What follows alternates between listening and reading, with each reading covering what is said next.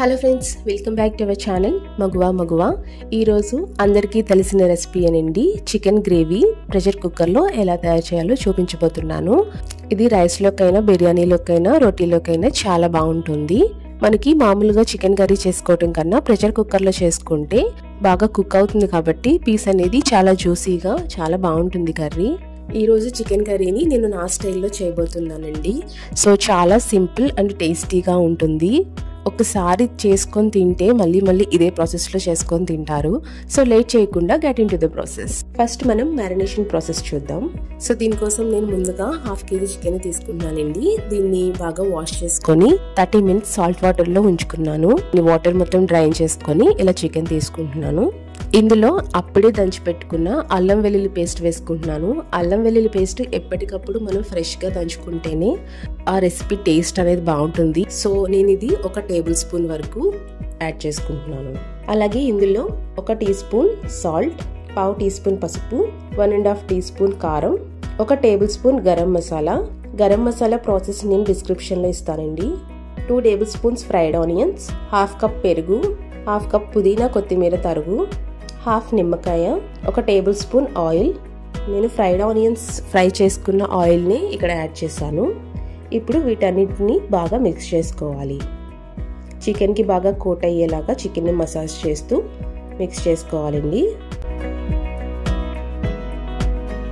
ఇప్పుడు ఇలా కోట్ చేసుకున్నాక దీన్ని ఒక 30 minutes పక్కన పెట్టుకోవాలి. 30 minutes తర్వాత కుక్కర్లో 3 టేబుల్ స్పూన్స్ వరకు ఆయిల్ని యాడ్ చేసుకోవాలి. ఇందులో 2 మిర్చిని యాడ్ చేసుకోవాలి. ఇప్పుడు 2 మీడియం సైజ్ ఆనియన్స్ని ఇలా చిన్నగా తరుక్కోవాలి. దీన్ని యాడ్ చేసుకోవాలి. ఆనియన్స్ కొంచెం ఫ్రై అయ్యాక 1/2 టీ స్పూన్ పసుపు, 1 టీ స్పూన్ సాల్ట్ని కూడా వేసుకొని మిక్స్ చేసుకోవాలి. ఇందులో కొద్దిగా అల్లం వెల్లుల్లి పేస్ట్ని కూడా యాడ్ చేసుకోవాలండి. సో ఆనియన్స్ బాగా ఫ్రై అయిన తర్వాత 1 టమాటో పీసెస్ని యాడ్ చేసుకోవాలి. ఇప్పుడు లిడ్ క్లోజ్ చేసి టొమాటోని కొంచెం మ్యాషీగా అయ్యే వరకు కుక్ చేసుకోవాలి. ఇలా అయిన తర్వాత ఇందులో మనం మ్యారినేట్ చేసుకున్న చికెన్ని యాడ్ చేసుకోవాలి. ఇప్పుడు దీన్ని బాగా మిక్స్ చేసుకొని లిడ్ క్లోజ్ చేసి ఉడికించుకోవాలండి. చికెన్లోకి ఇలా వాటర్ వచ్చింది కదా, దీన్ని ఇంకొకసారి బాగా మిక్స్ చేసుకోవాలి. ఇలా కుక్ అయిన తర్వాత ఉప్పు కారాలని అడ్జస్ట్ చేసుకోవాలండి ఈ స్టేజ్లో. ఇలా చేసుకున్నాక ఇందులో కొత్తిమీర పుదీనా తరుగును కూడా యాడ్ చేసుకొని కొద్దిగా మిక్స్ చేసుకొని ఇందులో 1/2 గ్లాస్ వరకు వాటర్ని పోసుకోవాలి. ఇప్పుడు కుక్కర్ లిడ్ని క్లోజ్ చేసుకోవాలండి. విజిల్ పెట్టేసి మీడియం ఫ్లేమ్లో ఉంచి 2 విజిల్స్ వచ్చేంత వరకు ఉంచుకోవాలి. మనకి హై ఫ్లేమ్లో పెడితే సరిగా ఉడకపోవచ్చండి. సో మీడియం ఫ్లేమ్లో కానీ లో ఫ్లేమ్లో కానీ పెట్టి కుక్ చేసుకుంటే మనకి పీస్ అనేది చాలా బాగా కుక్ అవుతుంది. సో కుక్కర్లో ప్రెషర్ అంతా పోయిన తర్వాత విజిల్ తీసేసి కుక్కర్ లిడ్ ఓపెన్ చేసుకొని చూస్తే మనకి చికెన్ గ్రేవీ కర్రీ రెడీ అయిపోయిందండి. సో చూడడానికి ఎంత ఎమ్మీగా ఉందో కదా, తినడానికి ఇంకా బాగుంటుంది.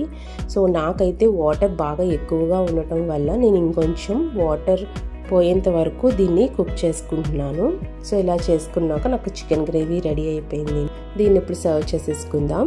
చూసారు కదండి, ఎంతో సింపుల్ ప్రాసెస్, మనకి తెలిసిన ప్రాసెస్సే కానీ ప్రెషర్ కుక్కర్లో కుక్ చేయటం వల్ల చాలా టేస్టీగా అండ్ పీస్ అనేది చాలా బాగుంటుంది. సో బిర్యానీలోకి, రోటీలోకి, రైస్లోకి కూడా బెస్ట్ కాంబినేషన్ అన్నమాట. నేనైతే వీటన్నిటితోనూ కాకుండా ఎక్కువగా దీన్ని రాగి సంకటితో తీసుకుంటానండి. సో టేస్ట్ అయితే అమేజింగ్గా ఉంటుంది. సో మీరు కూడా ఒకసారి ఆ కాంబినేషన్ని ట్రై చేయండి.